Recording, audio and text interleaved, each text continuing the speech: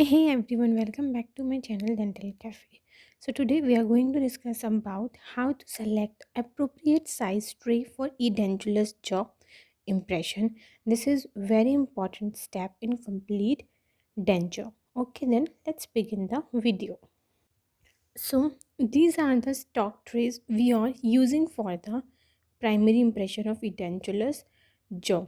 Either we can use plastic trays or metal trays, but we prefer metal trays because they are more stiffer than the plastic trays.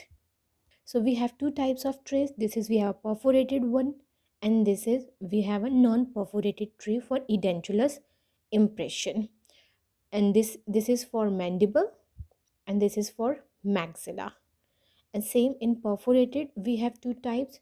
This is for mandible and this is for maxilla. If you are using alginate as impression material, then you have to choose perforated tray, and if you are using impression compound, then we'll use these stock trays. Now, how to select a tray for mandibular impression in completely edentulous jaw? So how we'll measure a tray size for the mandibular impression? Suppose this is we have a patient mouth. So size of the tray is selected by using a divider or a caliper. We are using a caliper. So this is we have a patient mouth. So how we'll measure? Posteriorly, we'll measure by placing the divider on the lingual to the retromolar pad on either side of the mouth, as you can see in the video. We are going to place the divider lingual to the retromolar pad, and we'll transfer this measurement to the tray, and this will be comparable to the lingual flange of the tray posteriorly. Then only the tray selection is correct. And this is how we'll measure the posterior size of the tray. Now how we'll measure from the anterior? For anterior, we are going to place the tip of the divider on the center of the ridge.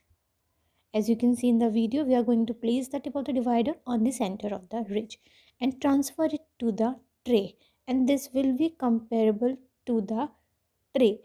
The tip of the divider will fall on the center of the tray. As you can see, it is perfectly lie on the center of the tray from anterior side. It means this tray is perfect for this patient mouth. Now, how to check the extension of tray for mandible? Tray should be 5 to 6 mm larger than the outer surface of the ridge if you are using impression compound, and 2 to 3 mm larger if you are using alginate, so that we have enough space for impression material. Suppose this is we have a patient mouth. So if we are going to place a tray, it should be larger than the outer surface of the ridge, 5 to 6 mm for the impression compound and 2 to 3 mm for the alginate, so that it can support the impression material and we have enough space for the material. Now, how to check the posterior extension of the tray? So, tray should cover the entire ridge and extend up to the retromolar pad. As you can see in this, we have a retromolar pad. So it should cover the entire ridge and the retromolar pad, which is the posterior most extension of the mandible. If it covers the entire ridge and the retromolar pad, then it is easy for us to do a border molding and take final impression.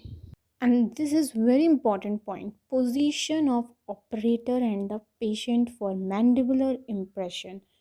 Operator is positioned in the front of the patient always. For mandible, you have to stand in front of the patient, not behind the patient.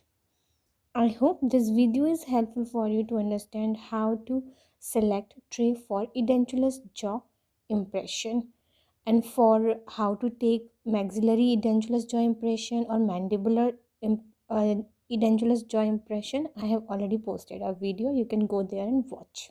And don't forget to like, share and subscribe my YouTube channel and hit the bell icon for the latest update.